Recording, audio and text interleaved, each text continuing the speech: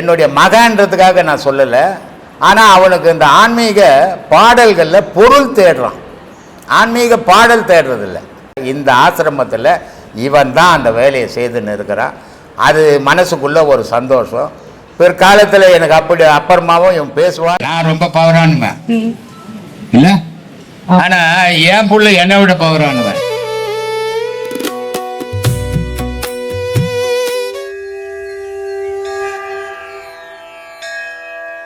அன்பே சிவம் மனமே குரு என்றுணர்த்திய குருவே போற்றி.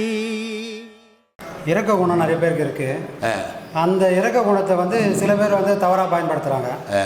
அப்போ அந்த மாதிரி சூழ்நிலையில் இரக்க குணம் உள்ளவங்க எப்படி இவங்களை ஹேண்டில் பண்ண முடியும், எப்படி இவங்களை இது பண்ண முடியும்? இரக்க குணவன் எனக்கு இரக்க குணம் இருக்குதுன்னு நட்டோட்டில் போய் நினைக்கிறேன், உன்னை 4 பேர் கூறு போட்டுருவோம்.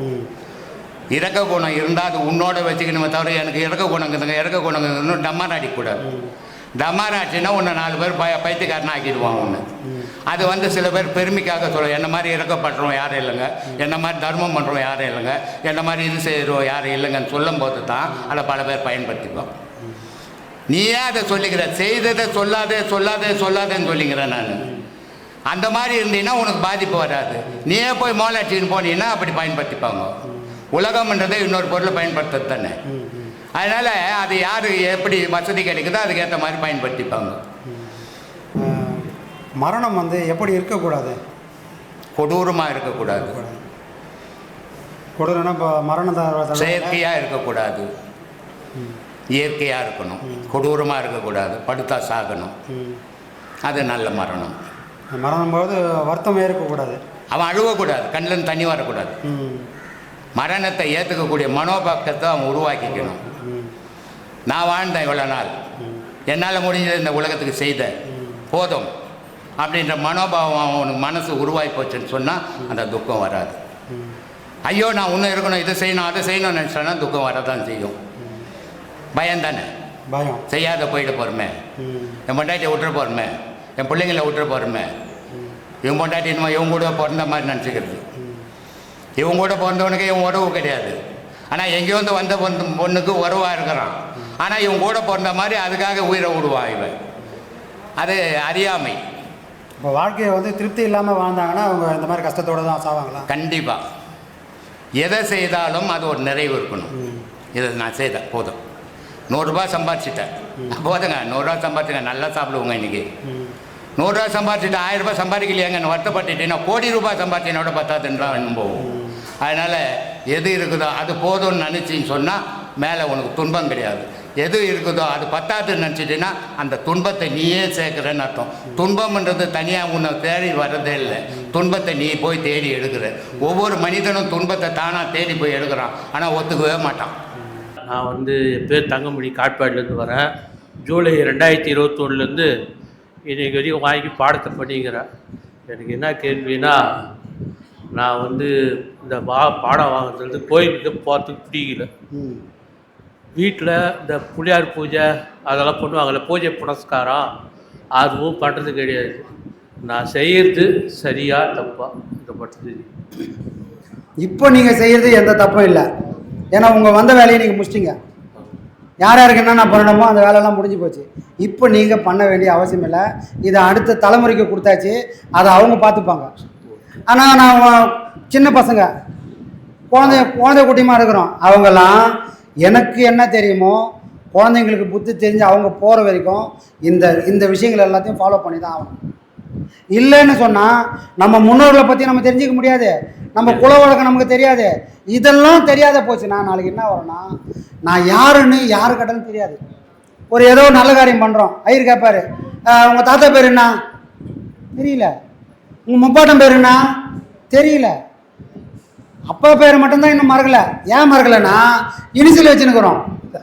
எங்கே போனாலும் கேட்குறேன், யார் பிள்ளைன்னு கேட்குறாங்க. அப்போ ஏதோ ஒன்றுமே கேட்டால் தான் நம்ம ஞாபகம் வச்சுக்கிறோமே தவிர, நாளைக்கு கேட்கல சொல்கிறதுக்கு ஆள் இல்லைன்னா என்ன வேணால் நடக்கும். அப்போ ஒரு குடும்பமும் ஒரு பாரம்பரியம் இருக்குது. ஒரு பொண்ணு எடுக்கணும் கூட என்ன சொல்கிறாங்க, அம்மாவை பாரு, பொண்ணு போய் தேட வேணாம், அம்மா எப்படியோ அதுக்கேற்ற மாதிரி தான் பொண்ணு இருப்பா. ஒன்றை வச்சு ஒன்று அளக்குற மாதிரி ஒவ்வொரு குடும்பத்துக்கும் ஒரு பாரம்பரியம் இருக்குது. ஒரு குடும்பஸ்தனாக இருந்தால் இது எல்லாம் ஃபாலோ பண்ணி தான் ஆகணும். ஆனால் பாடமானவங்க என்ன பண்ணோன்னா, இதை யாருக்காக பண்ணுறோன்னா பிள்ளைங்களுக்காக பண்ணுறோம். இன்றைக்கி நான் செஞ்சால் தான் அவங்களுக்கு இதெல்லாம் தெரியும் அப்படின்னு அவங்களுக்கு தெரிஞ்சதுக்காக தான் பண்ணுமே தவிர இதை வாரி பூசிக்கக்கூடாது. அவங்க எல்லாருக்கும் புள்ள குட்டி எல்லாரும் கல்யாணம் பண்ணிட்டேன், இப்போ என் வந்த வேலை முடிஞ்சு போச்சுன்னா இனிமேல் நான் இதை பண்ணலாமான்னா அதுக்கு எந்த அவசியமும் இல்லை. வெளியே பண்ண இந்த எல்லா பூஜையும் இனிமேல் நாம் உள்ளுக்குள்ளே பண்ணிவிட்டு சந்தோஷமாக நானும் அவனுமா வாழ வேண்டியதுதான். சரிங்களா? சரி. நீங்கள் இந்த இந்த ஆன்மீக பாதையில் வந்து வாழ்க்கையில் பல இன்பம் துன்பம் எல்லாம் அனுபவிச்சிட்டீங்க. யார்? நீங்களே.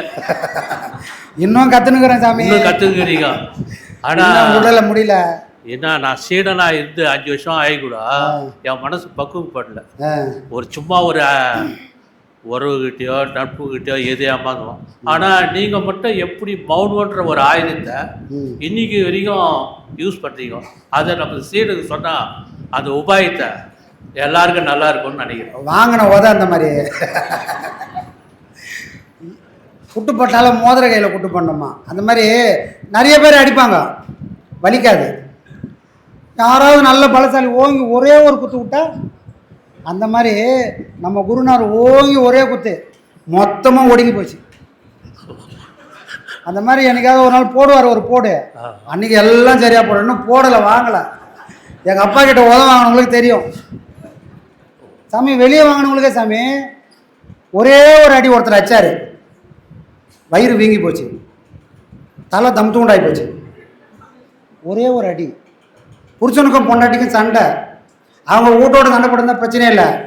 அடி அவங்க வீட்டுக்கார அச்ச உடனே அங்கே வலி வாங்க தெரியாமல் வலி தாங்க முடியாமல் எங்கள் வீட்டுக்குள்ளே வந்துட்டார். வீட்டுக்குள்ளே வந்தவொடனே இவரு என்ன பண்ண, இவரு டென்ஷன் ஆகிட்டார்.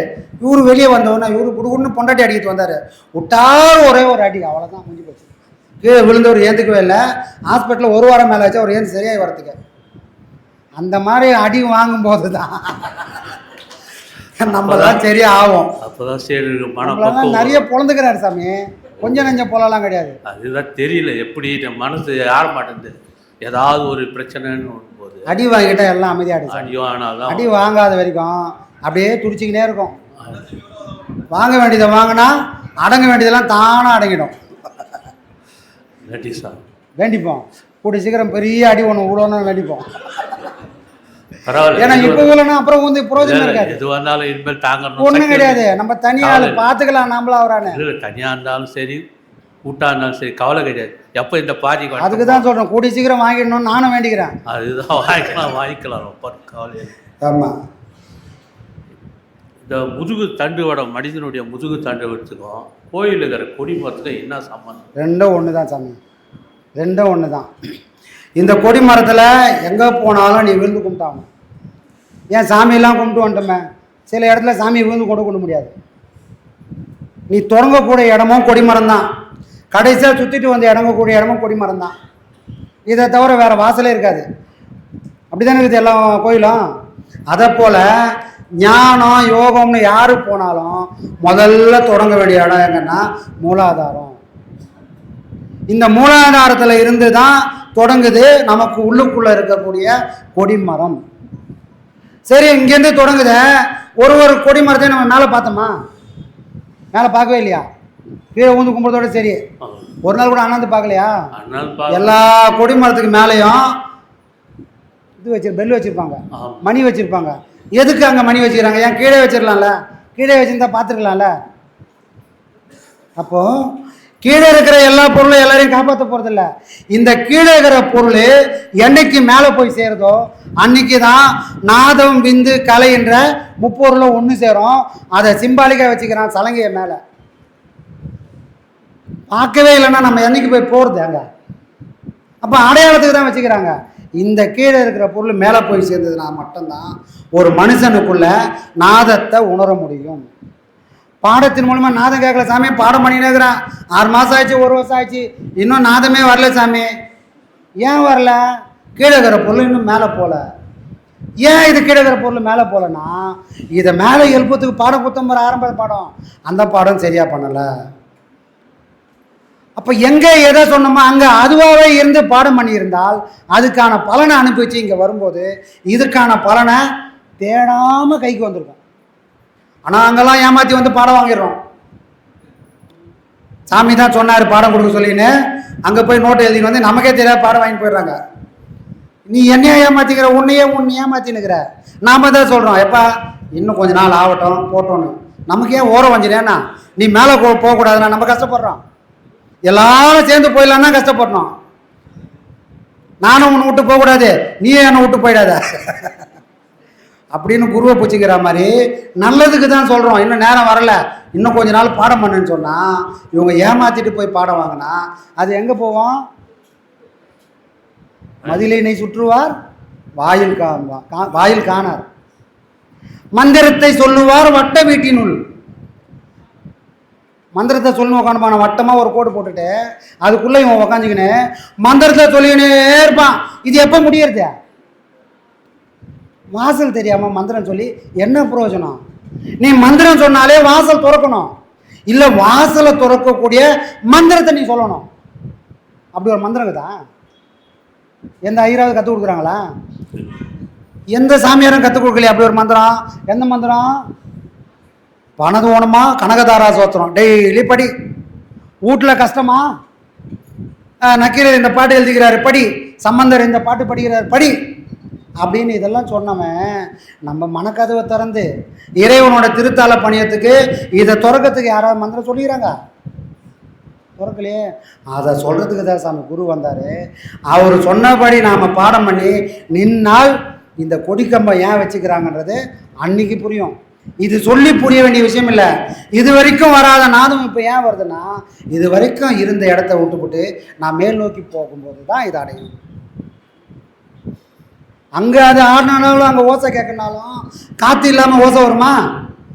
நல்ல பெரிய கொடிமரம், பெரிய கொடிமரம் சாமி, அதில் அங்கே மணி கட்டிட்டோம், காற்றே வரல.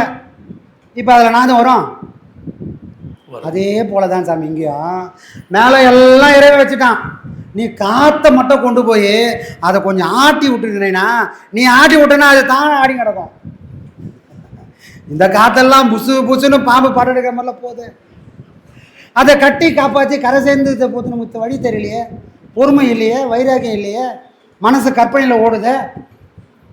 முதல்ல மனசை கற்பனை இல்லாத பார்த்துக்கணும். பொய்யான வாழ்க்கை நமக்கு வேண்டவே வேண்டாம்.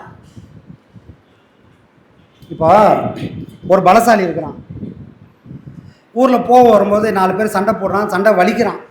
பலசாலியாக இருந்தால் என்ன பண்ணுவான்? அவனை கூப்பிட்டு 2 காது மேலே அடிப்பான். யாருக்கிட்ட வந்து இதெல்லாம் விளையாடிங்கிற அப்படின்னு அடிப்பாங்களா? அடிக்க மாட்டாங்களா? பலம் இருக்கிறவன் அடிச்சிருவான், அடிச்சுட்டு அன்னையோடு அதை மறந்துடுவான். ஆனால் எனக்கு பலம் இல்லை, நான் என்ன பண்ணுறேன், இவனை எதிர்க்கவும் வைக்க இல்லை, இவன் சொன்னதை மறக்கிறதுக்கும் எனக்கு துப்பு இல்லை. நான் என்ன பண்ணுறேன், ஐயோ இவன் என்ன 4 பேர் இதில் அசிங்கப்பட்டானே, இவனை ஒன்றும் பண்ண முடியல, இவனை என்னைக்காவது ஒன்றும் பண்ணோம்.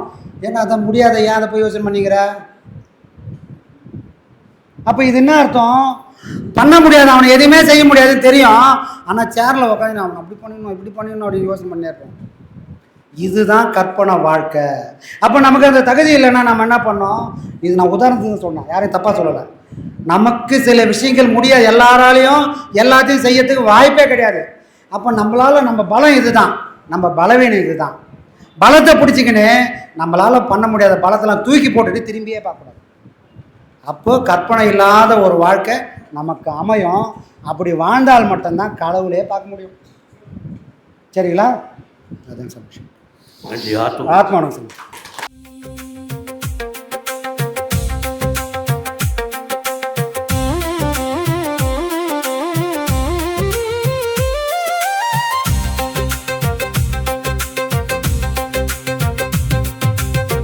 ஞான ஒளி தரும் தரும் கதிரே